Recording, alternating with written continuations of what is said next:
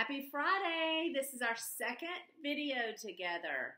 I hope you're going to have a really good day and a good weekend. And I hope that I get to see you on Monday because I surely have missed you this week. Parents and kids, today we're going to be talking all about activities and practices that you can do at home to help develop these skills and make them stronger and stronger. And most of these skills have to do with your hands. Did you know that you have bones and muscles in your hands that you have to make stronger? Just like mommies and daddies have to walk and exercise to make their bodies stronger, you have to make your hands stronger. And that's why we do so many things in school to make our hands stronger. Did you know that playing with Play-Doh can make your hands stronger? If your hands are strong, you can have prettier handwriting and you're able to do all kinds of things if you develop your muscles. So, moms and dads, it's not just playing with Play-Doh. It's helped strengthening those muscles, their little pincher grips, small movements and even big movements like hitting a ball with a bat can all get better by doing small things with our hands, like playing with Play-Doh, making a snake with Play-Doh, making a ball, doing little pinches and making little balls. All of those things help develop your hands. So guys, boys and girls, today I want you to do all kinds of things with your hands to make your hands stronger. So get your bucket of Play-Doh out that we sent home and play with it.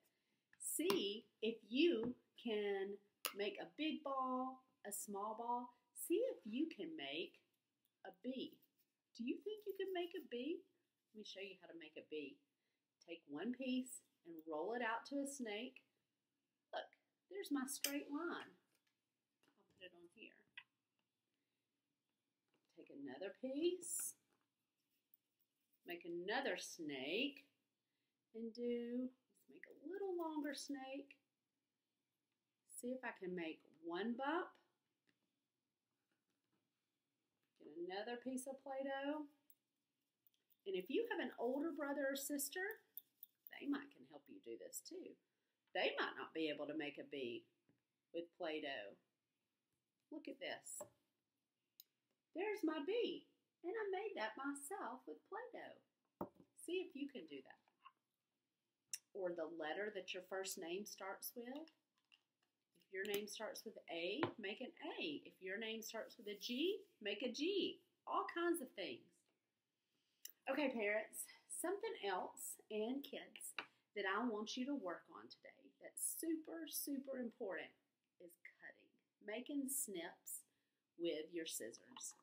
Moms and dads, it's super important for your kids to start using scissors. We sent home a pair with you for this weekend. If you don't mind returning those on Monday or whenever we come back, hopefully Monday, because I need these in my classroom. But if you don't have a pair of scissors at home, this is something that you need to pick up.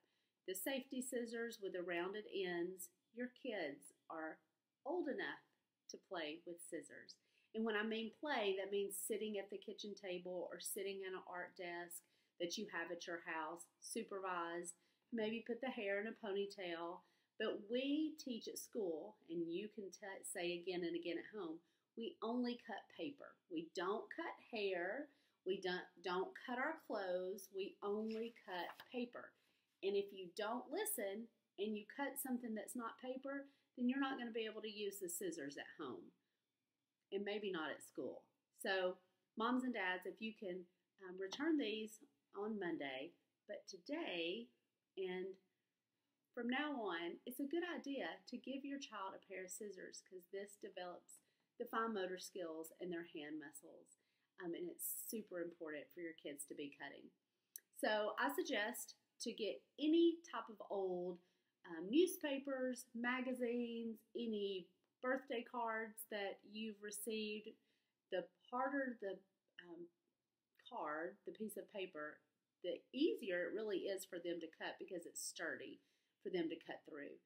Put them at the kitchen table with you while you're cooking, and then they will be completely entertained by cutting, doing little snips with their scissors, and it's super, super developmental for them to be doing this.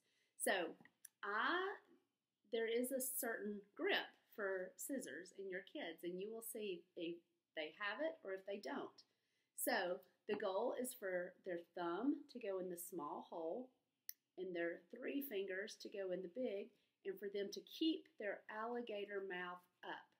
What I like to do on some of my scissors, I have glued little googly eyes on the top, or you can just get a pen and do 2 little eyeballs, like with a Sharpie or a marker, and you can do it with those scissors. Do little eyeballs at the top. And the goal is the alligator has to keep their eyeballs at the top of the water so they know where they're going, just like this. You will see your child hold it this way or this way, but it's important for them to keep their arm up like this, their elbow out. They can tuck it in, but usually they have to have it out, and the eyes at the top of the water.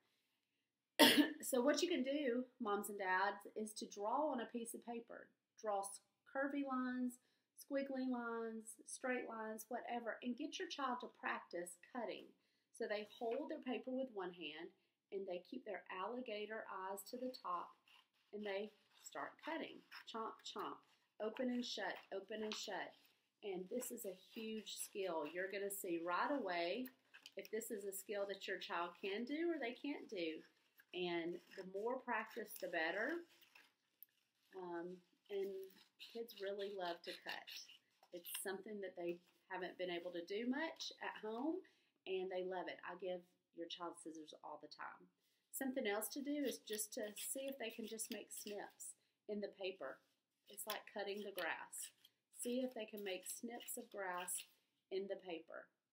It's a good activity, a good exercise. So this is one skill that I'd like for you to do today, is to draw on any kind of paper, magazines, anything, and see if they can follow the line, or give them a couple of magazines and say, cut out anything, any animals you see or any food you see, cut out anything, just to keep this skill. And anytime you see them grabbing the scissors wrong, just fix it. Just fix their hand. Just if you see them picking it up wrong or only having 2 fingers in, just fix it for them. Just fix it. Keep the alligator eyes up at the top and cut along. So that's a skill that I want you to work on today. Another skill, if you have time and the capability to do, is lacing. This is another fine motor skill that's super important, and it really will keep your kid busy. Busy and happy is what we want our kids to be. And that while you're cooking dinner, while you're anytime that you need your kid busy and happy, do this. Get a pipe cleaner or a piece of string or a shoelace. And threading is a really, really, really important skill for 3-year-olds. You can use anything. I have these pony beads, or you can use Cheerios or Lucky Charms, whatever the cereal is that looks like Cheerios but it's not. Anything, noodles, macaroni noodles, penne noodles, anything. This is a huge skill for your child to be able to hold 2 things and thread it in the middle and then pull it. I know you're probably sitting here thinking, Miss Jackson, this is kind of silly and simple. It's not simple for a 3-year-old, and kids love it. They love to make bracelets, necklaces. They love it. So kids, ask your parents if you can thread something. Making a necklace out of Cheerios is an amazing thing for a child, and they would love to give you a Cheerio necklace, and they would love to make it for you also. So cutting, threading is a skill that I would love for you to practice today. And keep a bucket of these items next to the table or an art center or whatever you have in your house for your kids to do art or to play, because this is something that's really important for them to be able to do. These are 2 activities. And kids. So those are some activities for you to do with mom and dad. Something that we're going to work on, and I'm just now introducing this, is rhyming. And rhyming is a skill that's a little bit tricky. It's a little bit tough. But I want us to listen and hear rhyming words, because most books we read together have rhyming words. So I want to take the word that we've talked about a lot this week, ball, ball, and I'm going to write the word ball, B-A-L-L.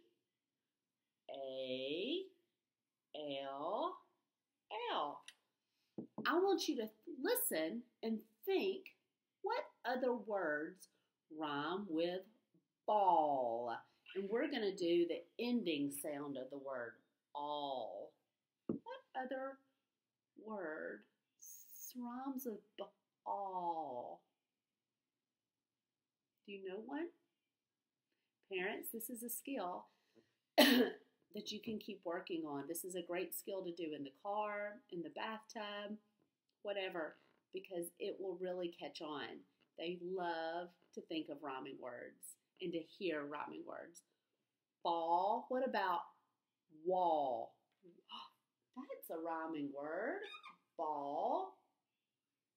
Wall. Wall. What about hall? The hall. I have to walk down the hall. Ball, wall, hall. What about call? Oops, dropped my pen. Hold on. There it is. I have to call. I have to call my grandmother. Call.